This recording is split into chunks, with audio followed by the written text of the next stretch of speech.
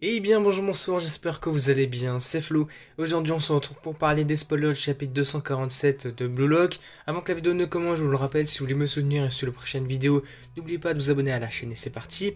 Alors ce chapitre il s'intitule Originalité, voici le résumé. Donc, petit mot au début du chapitre, il y a une tempête d'obus sur les réseaux sociaux pour les deux perdants. Comment Nagi et Reo vont-ils surmonter cette crise? Et le chapitre commence concrètement. Reo fait défiler les réseaux sociaux, donc il voit les différents messages, donc pour voir les commentaires principalement à propos de Nagi.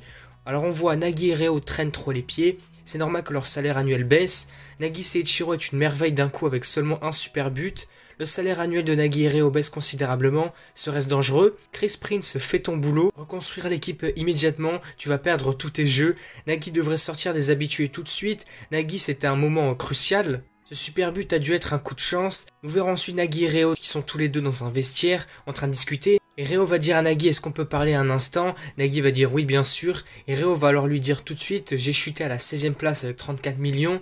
Je suis à la limite de la 23e place avec 18 millions. Et j'ai des ennuis. Tu es toujours en sécurité toi avec tes 40 millions. Mais si on se plante tous les deux au prochain match et qu'on baisse encore, on pourrait finir à la 24e place ou même moins. Du coup il pourrait être disqualifié. En tout cas, il ne ferait plus partie des potentiels joueurs qui intégreraient la sélection U20. Si nous n'obtenons pas de résultat en finale, donc au prochain match, nous resterons comme ça, comme ils le sont actuellement.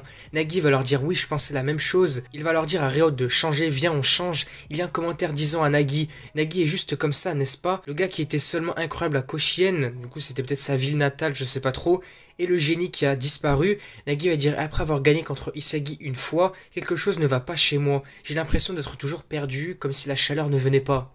En quelque sorte comme s'il avait perdu son ego qu'il avait eu auparavant. Mais la situation ne m'attend pas et nos rivaux passent à autre chose. Eux, ils évoluent, ils deviennent plus forts, alors que eux, ils sont un petit peu en train de stagner actuellement. Cependant, il y a toujours des gens, donc ceux qui encouragent Nagi en disant « Je crois en toi, Nagi Seiichiro survivra, Nagi est de retour » et réessayer pour ce merveilleux but de Nagi Seiichiro. Du coup, Nagi va dire « Je comprends que si je ne continue pas à changer, je n'arriverai jamais à être le meilleur au monde. Nagi, changeons, Reo. » Donne-moi un nouvel ego. Du coup, on voit que les deux personnages commencent à revenir en force potentiellement. Déjà mentalement, on voit qu'ils se disent qu'ils doivent devenir meilleurs. Donc j'espère revoir ces personnages sur le devant de la scène parce que c'est vrai qu'ils étaient assez importants. Ces persos étaient vraiment très intéressants. Là, les voir un petit peu en retrait, c'est vrai que c'est pas cool. Mais si on les revoit, ça serait vraiment super cool. Et Reo va leur dire oui j'ai une idée, et puis nous allons changer d'ambiance, nous revenons sur l'Allemagne, du coup la salle de contrôle de stratégie, on voit que Noël Noah il est là pour leur réunion de stratégie. Noah va dire, basé sur cette forme de base d'attaque et de défense, nous allons aborder avec un style qui a plusieurs options, c'est la stratégie. Je vais vous dire, la deuxième place ne laisse pas un souvenir ou un record, c'est un fait de la vie que si tu n'es pas le premier, tu ne peux rien laisser. On va alors gagner Bastard Chain. Il motive vraiment son équipe, là c'est super intéressant. Il va dire gagner et graver votre nom dans l'histoire. Isagi va dire oui, bien déterminé. Noah va ensuite dire qu'il va dormir. Noah est sur le point de quitter la pièce quand Ego est arrivé. Ego il va lui dire oh alors un invité spécial. Noah va lui dire allez-y dictateur. Et Ego va lui répondre mais tais-toi, disparais, va dormir espèce de bête. Noah va dire oui oui c'est ça, bonne nuit. Yukima va dire oh Ego, on voit qu'il est surpris comme de le voir. Parce que c'est vrai qu'il débarque comme ça sans trop de raison, c'est pas trop, il a spawn comme ça, c'est très marrant.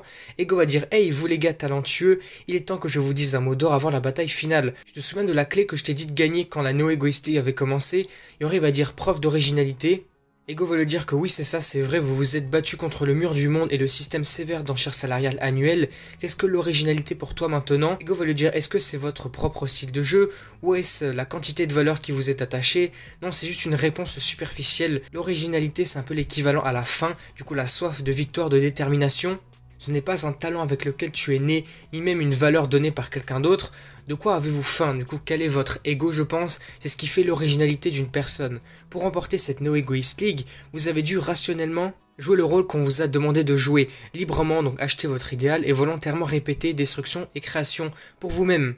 Et puis surtout, vous avez dû vous demander que voulez-vous être? Je veux être un régulier, je veux survivre désespérément, je veux le battre, je veux être numéro 1. Finalement, c'est cette faim, cette soif de victoire, de détermination, tout ça, qui a été révélé pour chacun d'entre eux. Et puis voici votre originalité maintenant, le monde aspire à la concentration basée sur les défis dont vous faites preuve, l'éclat d'un footballeur.